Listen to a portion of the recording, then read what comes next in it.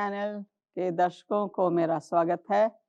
इस नई श्रृंखला जो मैंने शुरू की है आप लोगों के साथ, और आज उसका दूसरा संदेश मैं आपके सामने लेकर आई हूँ। और ये मेरा जो होप चैनल की जो श्रृंखला है वो है परमेश्वर की ओर से सहायता आती है। आज हम जाएंगे उत्पत्ति की पुस्तक, उसका 16वां अध्याय और 1 से 15 में हम देखेंगे कि परमेश्वर किस तरीके से अपनी दासी की सहायता करता है। यहाँ पे अगर हम देखें, जिससे पहले हम अपने वचन में जाएं, आइए प्रार्थना करेंगे। हे हमारे स्वर्गीय महान परमेश्वर पिता, हम तेरे पास आते हैं। तूने अवसर दिया कि मैं इस वचन के साथ लोगों को ये संदेश दे सकती हूँ। पवित्र आत्मा के द्वारा मेरे शब्दों को छू, ताकि एक एक शब्द जो मैं बोलूँ उसमें ये लोग तुझे देखने वाले बने और ये आशीषित होने वाले बने, और ये संदेश को दूसरे लोगों तक पहुंचाने वाले बने। इनके परिवारों को आशीषित कर, कोई दुख तकलीफ है उसको भी चंगा कर, और हमारे पापों को क्षमा कर, ताकि हम अपने पापों को दोबारा ना दोहराए। यही हमारी विनती है, सुनो ग्रहण कर, आमीन। आइए हम देखेंगे उत्पत्ति उसका 16वां अध्याय 1 से 5 में। यहाँ पे दिखाया गया हाजरा, ओके, इंग्लिश में हेगर बोला गया है, हेगर द वंडरफुल। हाजरा जो एक बहुत ही अच्छी स्त्री थी, उसके बारे में आज हम सीखेंगे। हम यहाँ पे देख रहे हैं कि जो हाजरा जो थी ये मिस्री औरत थी, और मिस्र से जो है इसको अब्राहम को दिया गया था एक भेंट के तौर पे। और जब से हाजरा इनके घर में रहने लगी, अब्राहम के घर में, अब यहाँ देखते हैं कि बड़े देखने में बड़ी सुंदर थी, अच्छी थी, यंग थी, और यहाँ पे इनके साथ रहने लगती है। मैं ये बताना मांगती कि ये किस तरीके से परमेश्वर की सहायता करेगा। यहाँ पे हम देखें कि हाजरा जब इनके साथ काम करती है और अब्राहम के कोई संतान नहीं होती, तो अब्राहम और सारा के जब संतान नहीं होती, परमेश्वर ने कहा था कि मैं तेरे वंश को सितारों के मानंद बढ़ाऊंगा। लेकिन इसके पास कोई संतान नहीं होती, और उसकी जो पत्नी थी सारा, उसको बड़ी चिंता लगी थी कि वो बूढ़ी हो रही है और कोई बच्चा नहीं हो पाएगा उससे। तो उन दिनों में ये प्रथा थी कि ये घर के जो मालिक होते थे वो दासी के द्वारा वो संतान उत्पन्न करते थे, और वो संतान का नाम वो मालिक के नाम पे जुड़ जाता था। तो सारा ने अब्राहम को बोला कि मुझे संतान नहीं होगी क्योंकि मैं बूढ़ी हो गई हूँ, और तू ये हाजरा को लेके इसके द्वारा जो है तू संतान उत्पन्न कर। और अब्राहम ने वैसे ही किया जैसे कि उसकी पत्नी चाहती है। ये परमेश्वर की इच्छा नहीं थी, लेकिन सारा की इच्छा थी कि उसके घर में एक बच्चा आए और उसमें अब्राहम का नाम जोड़ा जाए। ये जो है हाजरा जब प्रेग्नेंट हो जाती है और ये पेट से हो जाती है, हम देखते हैं कि इसमें थोड़ा सा ना अजीजो घमंड आ जाता है। जब एक नौकर को कुछ ऊंचा पद मिले तो उसमें घमंड आ जाता है, और हाजरा में वही हुआ, और वो सारा को है नीची नजर से देखने लगी। बोलती कुछ नहीं थी, लेकिन नीची नजर से देखती थी। ये देखती थी कि मेरा जो वो है स्टेटस वो फैमिली में बढ़ गया, और इस तरीके से जो है सारा को ये बात अच्छी नहीं लगी, और हाजरा को वहां से भागना पड़ा, क्योंकि सारा ने अब्राहम से बोला था कि देखो इसको मैंने दिया था, ये बच्चा पैदा करेगी और ये हमारे फैमिली का नाम उसमें आएगा। और हाजरा वहां से भाग जाती है। हम यहाँ देख रहे हैं कि हाजरा जब वहां से भागती है तो 16वें अध्याय के उत्पत्ति उसकी 7वीं आयत में अगर हम देखें तो यहाँ पे लिखा हुआ है, तब यहोवा के दूत ने उसको जंगल में शूर के मार्ग में जल के एक सोते के पास पाकर कहा, हे सारे की दासी हाजरा, तू कहाँ से आती और कहाँ को जाती है। यहाँ पे बताया गया एक वार्तालाप हो रहा है सारा की दासी हाजरा में और स्वर्गदूत में। यहाँ पे हम देख रहे हैं कि ये जो है भागना मांग रही है, क्योंकि ये मिस्र से थी, तो ये सोच रही थी मैं मिस्र ही वापस भाग जाऊंगी, लेकिन उसके लिए भी उसे जंगल जाना पड़ता, रास्ता बहुत कठिन था जाने के लिए। फिर ये भी सोच रही थी अगर मैं वापस मिस्र जाऊंगी तो वो लोग मुझे बंदी गृह में डाल देंगे और फिर अब्राहम को खबर भेजेंगे और मुझे अब्राहम वहां से लेकर आ जाएगा, मुझे दोबारा जो है सारा के पास नहीं जाना। इसके दिमाग में ये भी विचार चल रहा था। यहाँ पे इसको स्वर्गदूत मिलता है और स्वर्गदूत कहता तू कहाँ से आ रही है, कहाँ जा रही है? कह रहे कहाँ को जाती है? क्या स्वर्गदूत को पता नहीं था कि कहाँ को जा रही है, कहाँ से आ रही है? बिल्कुल पता था, लेकिन वो हाजरा से सुनना मांग रहा था, ये कहाँ से आ रही है और कहाँ जा रही है और क्यों आ रही है। ओके, 3 सवाल होते हैं, कहाँ से आ रही है, कहाँ को जा रही है और क्यों आ रही है। ओके, यहाँ पे कह रहा है, ये बताती, उसने कहा मैं अपनी स्वामिनी सारा के सामने से भाग आई हूँ।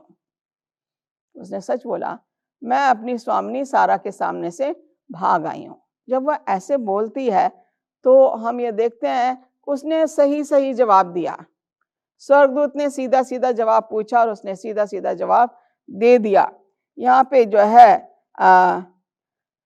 भजन संहिता 46 के 10 में अगर देखा जाए तो परमेश्वर कहता है चुप रहो और उसकी वाणी को सुनो, परमेश्वर की वाणी को सुनो। और फिर कह रहा है निर्गमन 14 के 14 आयत में कहता है कि the lord will fight for you and you have only to be silent. आप चुप रहो, परमेश्वर आपकी लड़ाई लड़ेगा। क्योंकि ये दुखी होके सारा के पास से भागी थी, इसलिए परमेश्वर को जो है उसकी खबर लेनी थी, उसकी रक्षा करनी थी। यंग थी देखने में, कोई भी उसे अपने घर ले जाएगा और उसको रख लेगा रखेल के तौर पे, और उसके पेट में अब्राहम का वंश पल रहा था। परमेश्वर नहीं चाह रहा था कि हाजरा कहीं भी जाए, परमेश्वर चाह रहा था हाजरा वापस सारा के पास ही जाए। और उसने उसको जो है उसके नाम से पुकारा। यहाँ पे लिखा हुआ है हे सारा की दासी हाजरा। परमेश्वर ने सैमुएल को बुलाया, सैमुएल सैमुएल सैमुएल, 3 बार आवाज लगाई जब वो सो रहा था। और तीसरी बार जो एली जब उसको बोलता है तो वो जल्दी से उठ के जाता है, वो पहचानता था परमेश्वर की आवाज है। यहाँ पे भी परमेश्वर की आवाज है जो हाजरा का नाम लेके उसको पुकार रही है। यहाँ पे कह रहे हैं कि यहाँ दूत जो उसको वायदा कर रहा है, यहोवा ने दूत से कहा अपनी स्वामिनी के पास लौट जा और उसके वश में रह। और यहोवा के दूत ने उससे ये भी कहा मैं तेरे वंश को बढ़ाऊंगा यहाँ तक कि बहुतायत के कारण उसकी गणना ना हो सकेगी। मैं तेरे वंश को बढ़ाऊंगा। पहली चीज उसे वापस जाना है। जिस जगह से वो भाग रही थी वो दूत परमेश्वर का उसको कह रहा था तू वापस जा। उसे ये नहीं कह रहा था कि तू यहीं पे रह, मैं तेरी सुरक्षा यहीं करूंगा। और हम देखते हैं कि सारा की जो ये नौकरानी है हाजरा, उसका ये काम था कि जो वाणी परमेश्वर दे रहा है उसका उसे आज्ञा का पालन करना है। ये कह रहा है स्वामिनी के पास लौट जा, पहला काम था बगैर कुछ पूछे तो वापस सारा के पास जा, उसके कंट्रोल में रह। मतलब ये है तेरे पेट में अब्राहम की संतान है, सारा तेरी देखभाल करेगी, तू वापस वहीं जा। और यहोवा के दूत ने कहा मैं तेरे वंश को बढ़ाऊंगा यहां तक कि बहुतायत के कारण उसकी गणना ना हो सकेगी। हम ये देख रहे हैं कि ये जो इसके एक और चीज यहां पे बताई गई है, यहोवा ने के दूत ने उससे कहा 11वीं आयत में, देख तू गर्भवती है, तू पुत्र जनेगी, तू उसका नाम इश्माएल रखना क्योंकि यहोवा ने तेरे दुख का हाल सुन लिया है। कई चीजें हैं। पहला, तू गर्भवती है। ओके, अब्राहम की संतान तेरे अंदर पल रही है। दूसरा, तुझे एक पुत्र का आशीष मिलेगी, तू पुत्र जनेगी। तीसरा, तू उसका नाम इश्माएल रखना क्योंकि यहोवा ने तेरे दुख का हाल सुन लिया है। परमेश्वर हमारे दुखों को देखता भी है और सुनता भी है। यहाँ पे उसने इसका दुख सुना, उसका हाल जाना। हम देखते हैं कि हन्ना जो कि हैकल में जाके रो रही थी, प्रार्थना कर रही थी, और एली सोचता है कि इसने शराब पी है।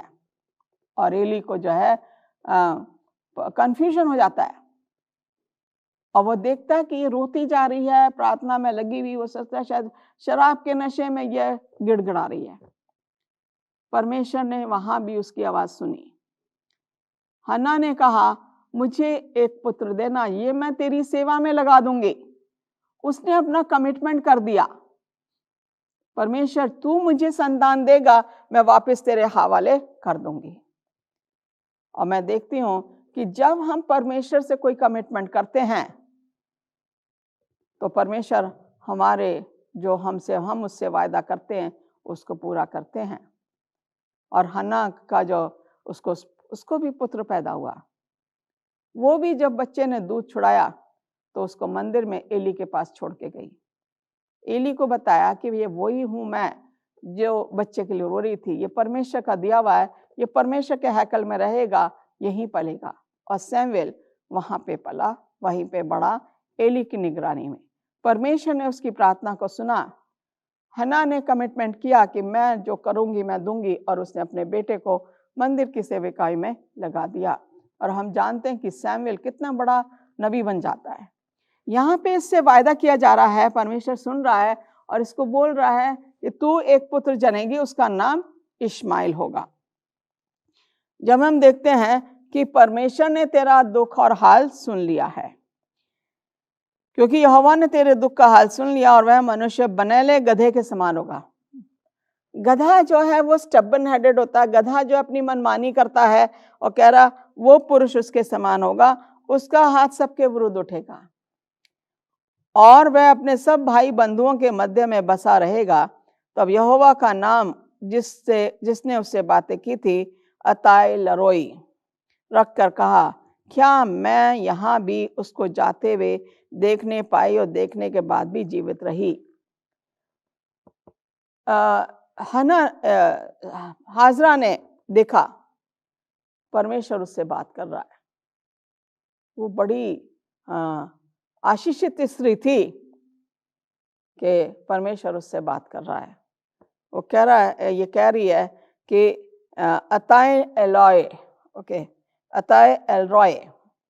उसने कहा कि यहोवा का नाम ये है जिसने मुझसे बातें की हैं, और यहाँ भी मैं उसको जाते देखने पाई, और देखने के बाद मैं जीवित हुआ। एकदम से आश्चर्यचकित हो जाती है। ये जो मेरे से बात कर रहा है, ये परमेश्वर है, मेरे से बात कर रहा है। इसने मुझे बोला तू जा वापस। दूसरी चीज थी इसको आज्ञा का पालन करना। हम देखते हैं कि बागे अदन में आदम और हवा को आज्ञा दी थी कि तुम वो पेड़ जो वाटिका के बीच में है उसके पास नहीं जाना। उनको सिर्फ यही आज्ञा दी थी। उन्हें बोला गया था तुम वाटिका के सारे फल खा सकते हो, लेकिन वो जो बीच में जो पेड़ है अच्छाई और बुराई का, उसके पास भी नहीं जाना। एक ही तो आज्ञा दी परमेश्वर ने उन्हें, और उसमें भी वो फेल हो गए। हम देखते हैं कि आज्ञा का पालन करना बहुत जरूरी है। जब हम अपने बच्चों को आज्ञा का पालन करना सिखाते हैं तो परमेश्वर चाहता है कि हम भी उसकी आज्ञा का पालन करें। जैसे हम चाहते हैं हमारे बच्चे हमारे कंट्रोल में रहें, परमेश्वर चाहता है कि हम उसके कंट्रोल में रहें, अपने आप को उसको दे दें, उसके सुपुर्द रखें, ताकि हम देखते हैं जो भी कोई विपत्ति आएगी परमेश्वर हमारी सहायता करेगा। हम यहाँ पे देख रहे हैं कि ये जो है कह रही है मैंने परमेश्वर को देखा और मैं अभी तक जीवित हूँ, मैं मरी नहीं। परमेश्वर को देखने से तो मुझे मर जाना चाहिए था, लेकिन ऐसा कुछ भी नहीं हुआ। और यहाँ पे हम देखते हैं कि ये इस कारण उस कुएं का नाम लहरोई कुआं पड़ा। जिस कुएं के पास ये बैठी जाके अकेली औरत रो रही थी, उस कुएं का नाम भी उसने लहरोई कुआं रखा, जो कादेश और बेरेत के बीच में है। हाजरा को अब्राहम के द्वारा एक पुत्र हुआ, और अब्राहम ने अपने पुत्र का नाम जिसे हाजरा ने जन्म दिया था इश्माइल रखा। जब हाजरा ने अब्राहम के द्वारा इश्माइल को जन्म दिया उस समय अब्राहम 86 वर्ष का था। हम यहाँ देख रहे हैं कि हाजरा की परमेश्वर ने 2 बार सहायता की। दूसरी बार अगर हम देखें तो हाजरा जो है इसको फिर भागना पड़ता है। यहाँ पे अब्राहम 86 वर्ष का है और जब वो 100 वर्ष का होता है तो इसहाक का जन्म होता है। 18वें अध्याय में अगर हम देखें तो वो जब ये बुढ़ापे में इसकी संतान होती है और जब वो उसका दूध छुड़ाती है सारा, तो वो एक बड़ा भोज करते हैं। वहां पे इश्माइल जो था उस टाइम 12-13 वर्ष का था। जब ये 86 वर्ष का था तो इश्माइल पैदा हुआ। जब 100 वर्ष का था तो ये पैदा हुआ, ये इसका बेटा इसहाक पैदा हुआ।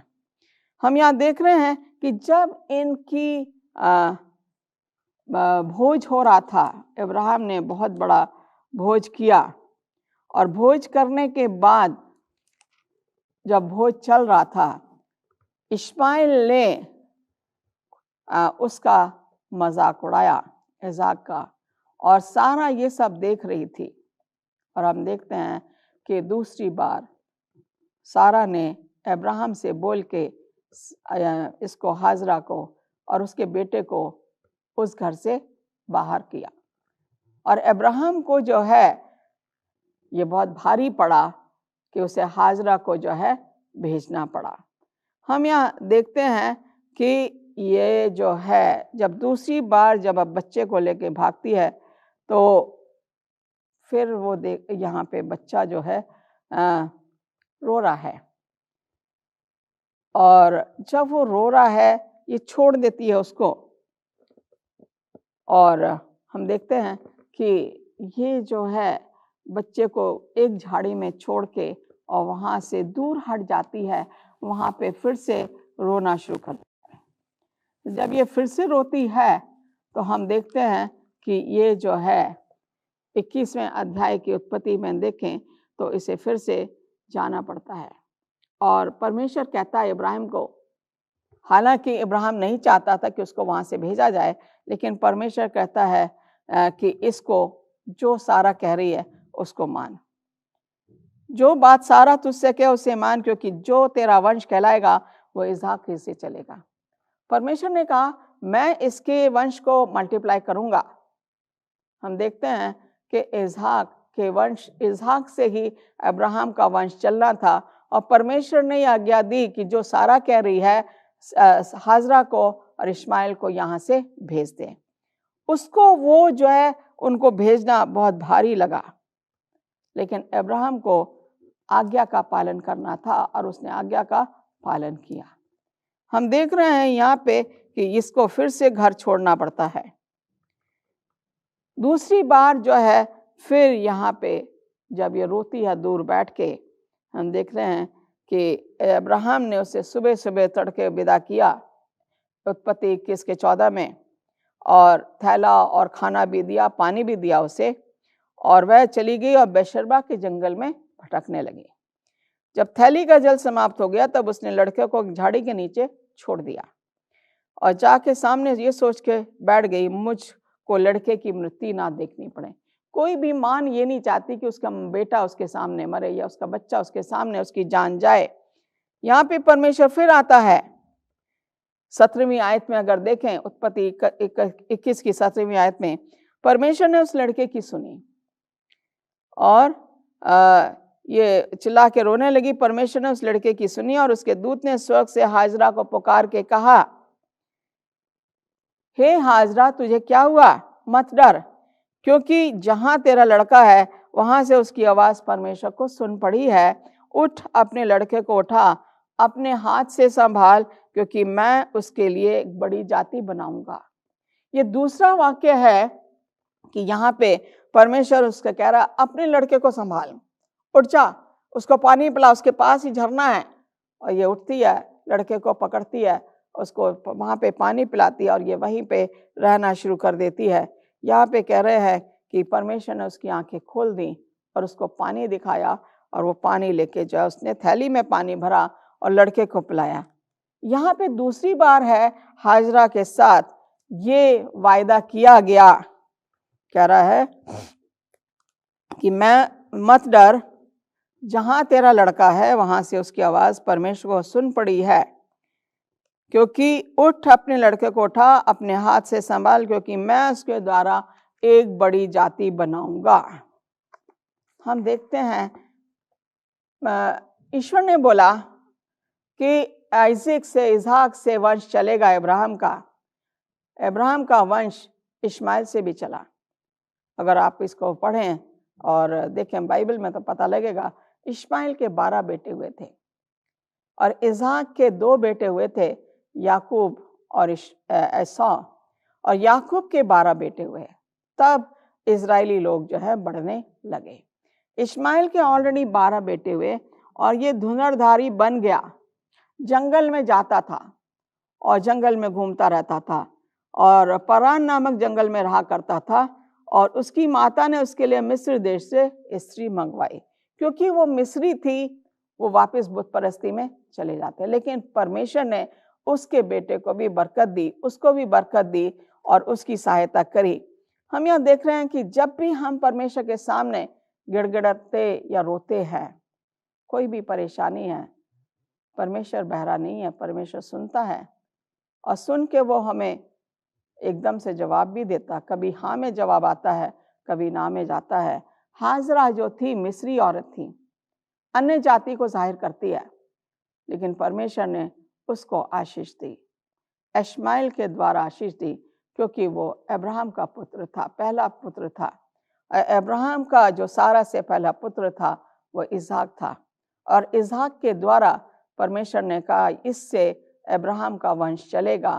तो हम देखते हैं कि इस तरीके से परमेश्वर ने जो अन्य जाति से स्त्री थी उसकी भी सहायता की और उसको भी आशीष दी। आज परमेश्वर का वचन जो है हमें याद दिखा रहा है कि जब हम परमेश्वर के साथ वफादारी से रहते हैं वो हमें आशीषित करता है, जरूरत से ज्यादा हमें आशीषें देता है, जैसे उसने हाजरा को दिया। हाजरा के पास किसी भी चीज की कमी नहीं थी, क्योंकि परमेश्वर ने उसको आशीषित किया था। आप और हमें यही सोचना है कि हम परमेश्वर के साथ अपने आप को बना के रखें, परमेश्वर के साथ अपना कमिटमेंट बना के रखें और परमेश्वर के साथ वफादारी से रहें, परमेश्वर के वचन को पढ़ें, सुने और दूसरे लोगों तक पहुंचाएं। आशीष हमें अपने आप परमेश्वर दे देगा। परमेश्वर आप सबको आशीष दे। God bless you. Will see you again. फिर से मिलेंगे। धन्यवाद।